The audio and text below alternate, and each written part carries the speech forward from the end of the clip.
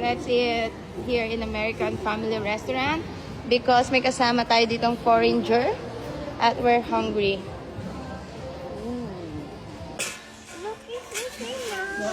Nakita niya, kasi hindi sabi ko sa kanya, never touch the knife. May nakita siyang bata na humahawak ng knife. So finally, ang gusto ni Papa P, ang western food. Order ako ng French onion soup. Meron din tayo dyan na salad. Inaantay pa natin yung iba nating order. Ooh. Wow. Mm. It's so hot. Salad.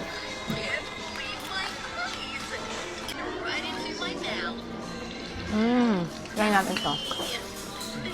Oh my God. Look. Request ni Paul mag-western food. Ito yung aglio olio. Wala pa yung ito yung ano nila, aglio olio. And then wala pa yung chicken alfredo. Umorder din ako nito quesadilla. Ito maanghang to. Bibigyan ko sana si Kendall pero in-order ko naman siya ng chicken alfredo. Kasi aglio olio to. Nung nakaraan kasi kumain kami doon sa parang may pasta. Yung aglio olio nila hindi maanghang. Kaya nagustuhan ni Kendall.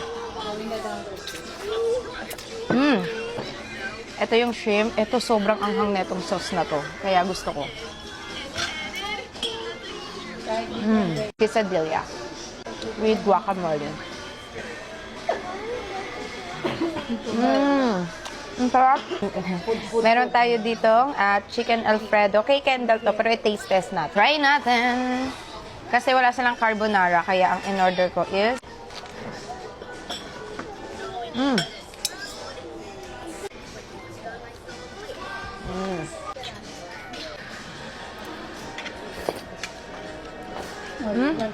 super creamy. Cheesy. Yeah. It's very cheesy pala. Hindi pala creamy. Ito is spicy. Sarap. Gusto niya talaga yung mga ganyan na pasta. Wow, talaga. Yummy. Is it yummy? Do you like it? Sarap ng food. Nabusog na naman tayo.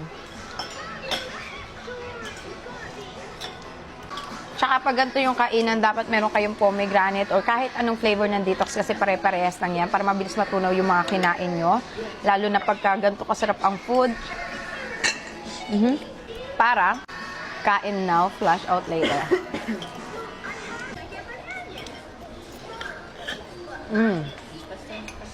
Order yours. Tapos na kami kumain. Mga maraming natira.